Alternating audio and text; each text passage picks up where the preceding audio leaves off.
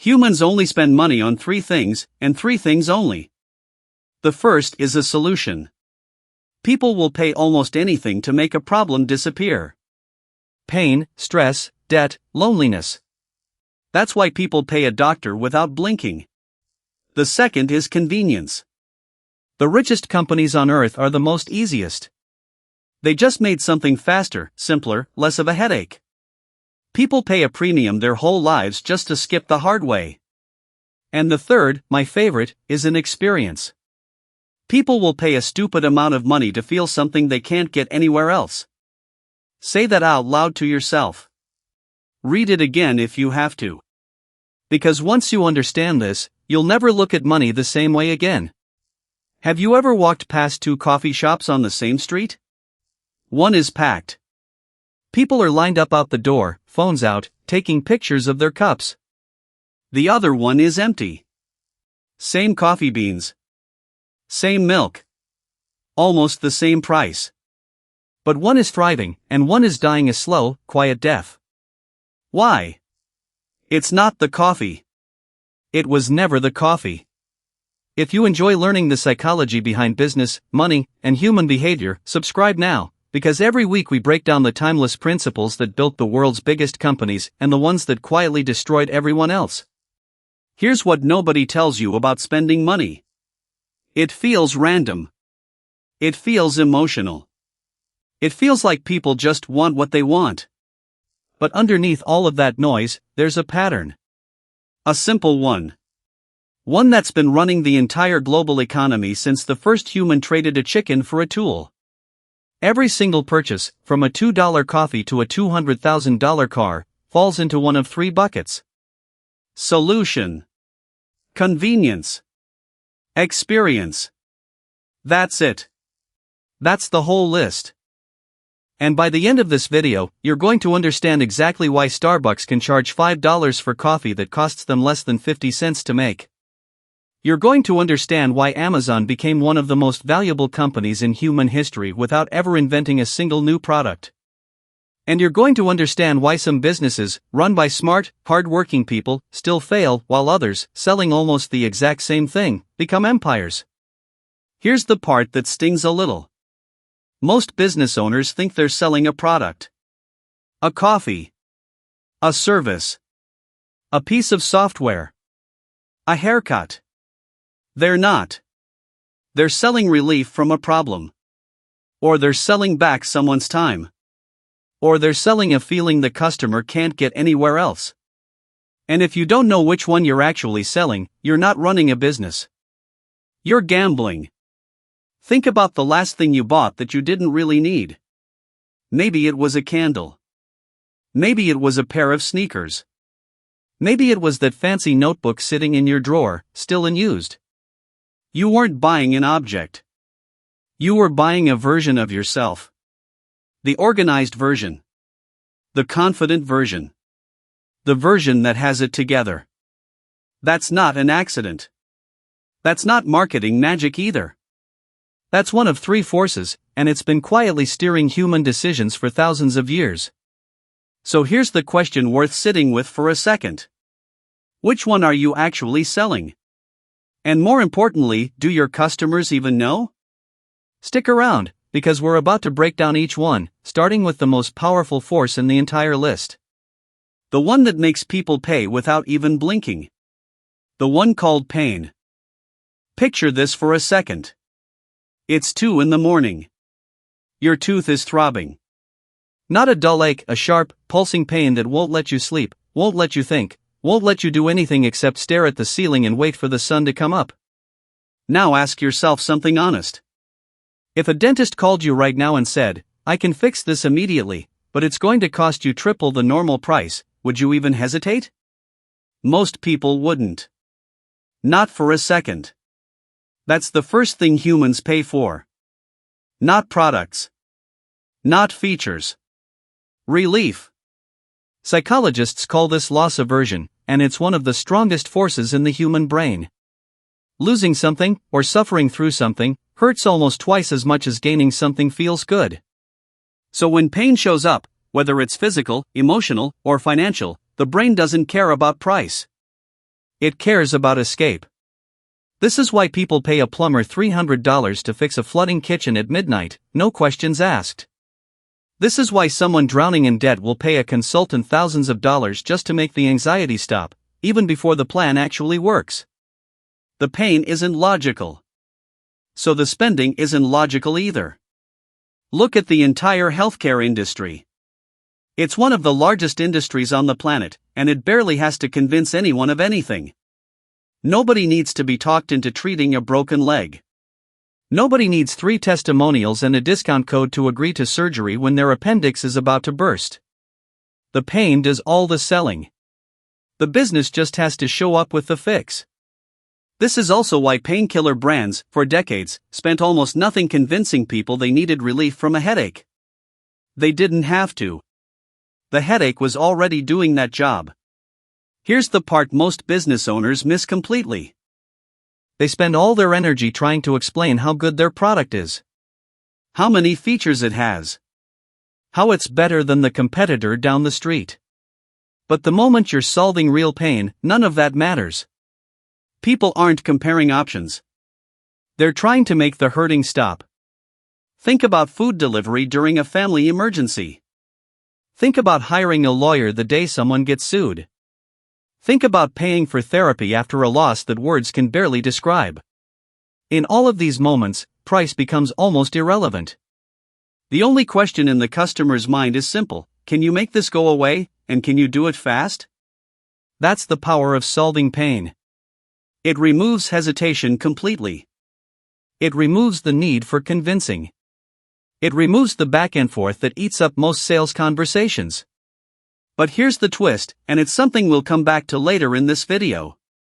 Pain is powerful, but it's not the only lever pulling at the human mind every single day. Because most of what people buy has nothing to do with pain at all. Most of what people buy has to do with something much simpler: avoiding effort. And that leads us to the second reason humans open their wallets. The one responsible for building some of the richest companies the world has ever seen. Go back to the 1940s for a second. Back then, if you wanted a meal, you sat down. You waited. Someone took your order, cooked it, brought it to your table. That was just how eating worked. Nobody questioned it. Then 2 brothers in California looked at their restaurant and asked a strange question. What if people didn't want to sit down at all? What if they just wanted their food fast, and they'd pay for that speed? That question became McDonald's. And it didn't just change fast food. It rewired how an entire generation thought about time. That's the second reason humans spend money. Not pain this time. Convenience. The richest companies on earth didn't necessarily build something new. They just made something easier, faster, less annoying. They found the hard way that everyone was used to, and they quietly removed it. Think about Amazon. Before Amazon, buying something meant getting in a car, driving to a store, walking the aisles, standing in line. Amazon didn't invent shopping. They just erased almost every step between wanting something and getting it. Click a button, and it shows up at your door. That's it. That's the entire empire. Uber did the same thing to transportation. Before Uber, you stood on a curb hoping a taxi would notice you. You didn't know when it was coming, what it would cost, or if it would even show up.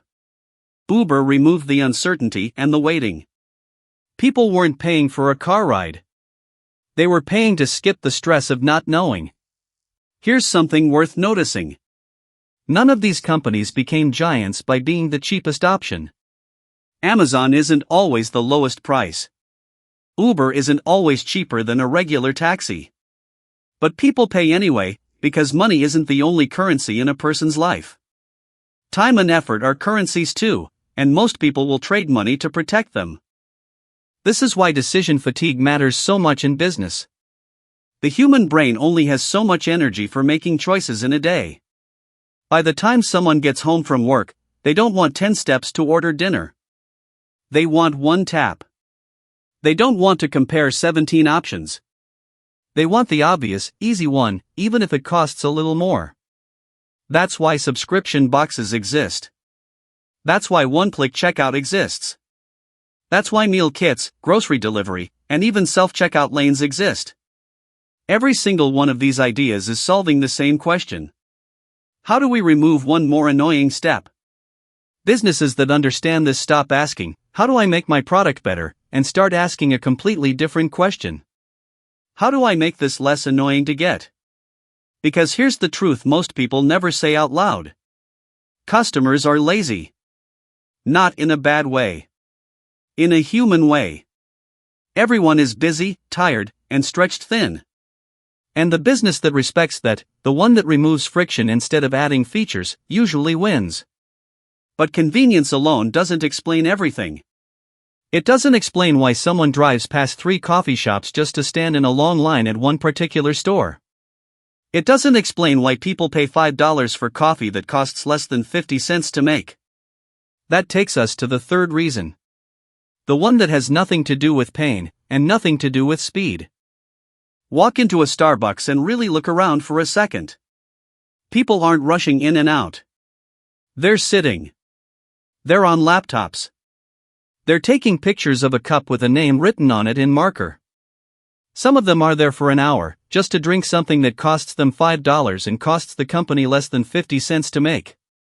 That gap right there, between the cost and the price, that's not coffee. That's a feeling. This is the third reason humans spend money, and it might be the strangest one of all. People will pay a stupid amount of money just to feel something they can't get anywhere else.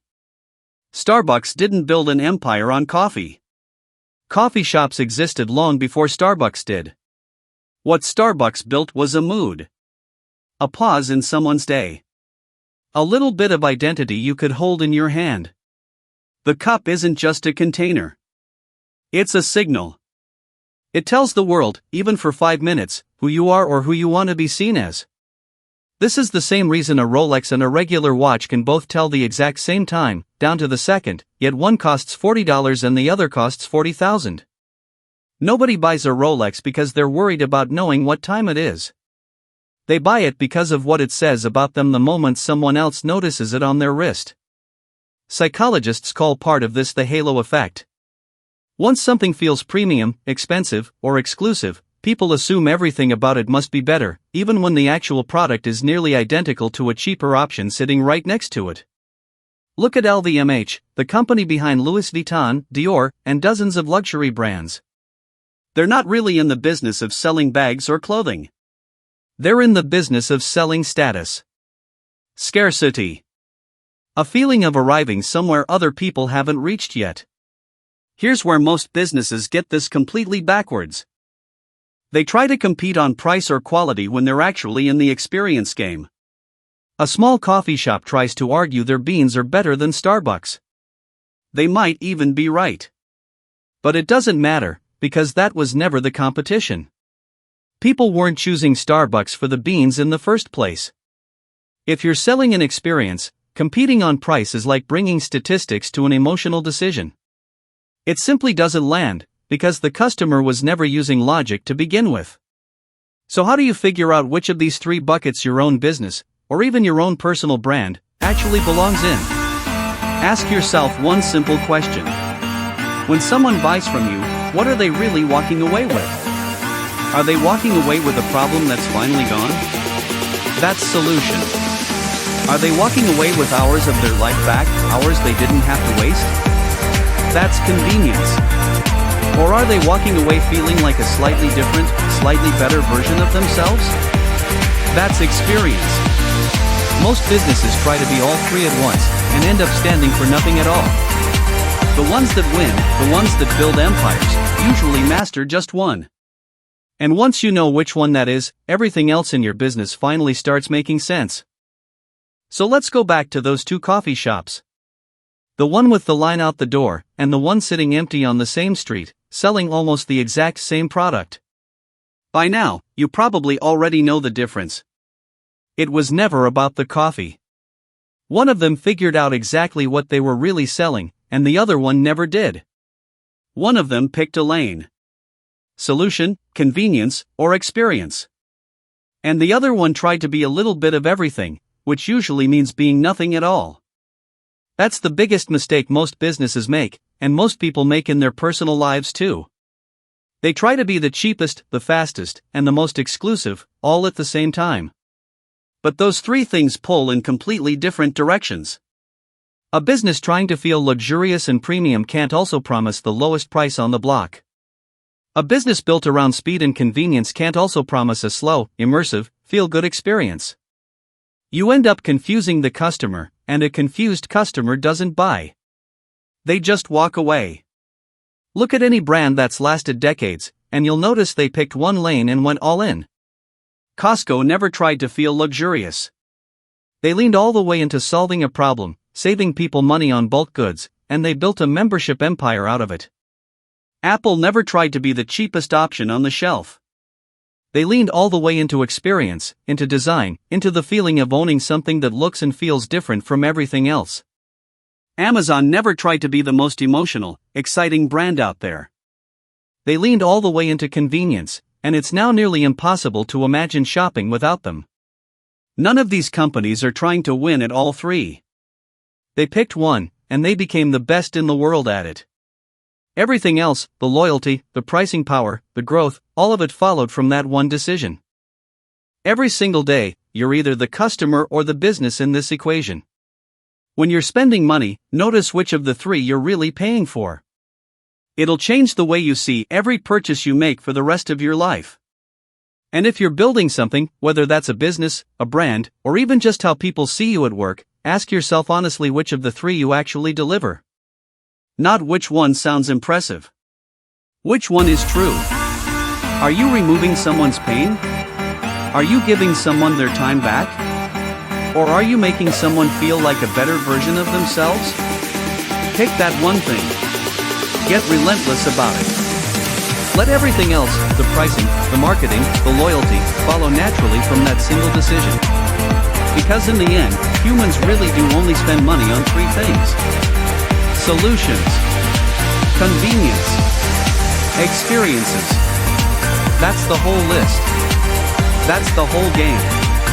If this video changed the way you think about business, money, or human behavior, subscribe now, because every week we break down the timeless principles quietly running the world's biggest companies and the world's biggest decisions.